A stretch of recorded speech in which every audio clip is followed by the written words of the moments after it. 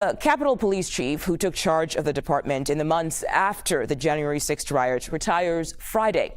In an exclusive interview with CBS News, Chief Thomas Manger criticized President Trump's actions in defending rioters. He said the day Trump issued pardons was notably upsetting for him. Take a listen.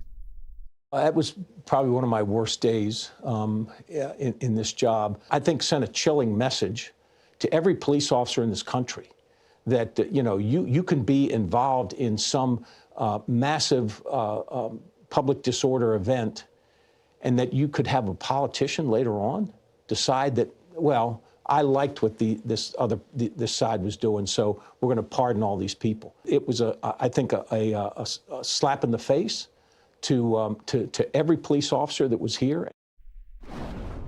Okay, let's bring in CBS News Department of Justice reporter Jake Rosen to unpack this interview for us and some other headlines as well. Jake, what stood out to you during Manger's interview?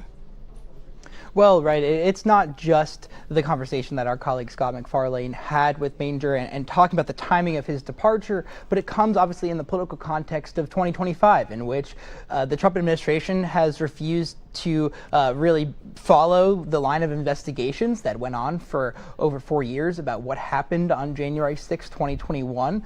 Those lawsuits have been stopped. The charges against President Trump were dropped, right? You have to remember that the threats against Congress members, according to Manger and data that was filed by the Capitol Police earlier this year, are at an all-time high, and he's actually asked for $1 billion. And the Capitol Police says that they need that money to ensure the safety of not just the representatives and senators when they're here in Washington, D.C., at their homes, commuting to work, and actually on the grounds of the Capitol, but as they travel through the country, Mugo. And we've seen at these congressional town halls that have popped up that tensions are rather high, and to kind of hit the a moral to deliver another moral blow to an agency that really had just kind of gotten itself on its feet with the departure of the person that kind of led its rebound and reorganization after the intelligence and security failures on January 6th is certainly something to keep an eye on going forward. Manger said he thought that there would be a replacement named soon. However, obviously we know that morale is already still low, and that given the people who are in charge right now in the White House and on Capitol Hill, the speaker has refused to even put up a sign in the Capitol acknowledging the sacrifice of a lot of those officers who were hurt on January 6, 2021. Yeah, and Jake, speaking of pardons, we know President Trump added reality show stars Todd and Julie Chrisley to his list of pardons. Do we know why?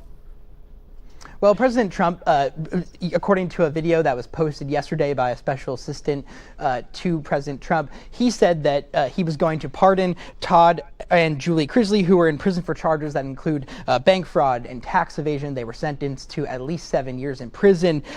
President Trump said, while speaking to their daughter, that they're going to be free and clean, and that he hopes he could do the official pardon by sometime today. We'll have to see whether that actually comes through, but President Trump said that he seemed like they had been treated harshly by the Biden administration while they were prosecuted in 2022, and that obviously this kind of comes on the heels of what we saw over the weekend, in which President Trump pardoned an official in Virginia, a police official who was accused and convicted of accepting bribes in his official role. So, and all these people have one thing in common, Mugo. It's that they've been longtime supporters of President Trump and aligned with him politically.